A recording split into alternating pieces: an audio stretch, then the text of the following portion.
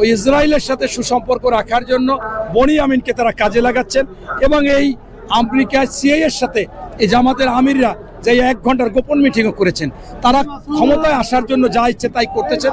তাই বিএনপি স্বাভাবিকভাবে যারা আওয়ামী লীগের যারা খারাপ না, যারা মনে করেন কোনো অপরাধ করেনি, গণহত্যার সাথে জড়িত না, সন্ত্রাসী কার্যকলাপ করে নাই, ক্লিন ইমেজের, তারা তো কাউকে না কাউকে ভোট দিবে।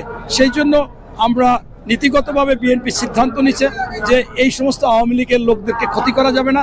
তারা যদি আমাদের পাশে থাকতে চায় আমাদের পাশে থাকবে, হয়তো বা দূরে থাকবে, বড় ধরনের পদ দেওয়া হবে না। তাই এই জন্য আপনার কিছু ভাবার নাই। আপনারা রাষ্ট্রীয় ক্ষমতায় আসলে অবশ্যই অপরাধী সে যে হোক তাকে এতটা আশ্রয় প্রশ্রয় দেওয়া হবে না।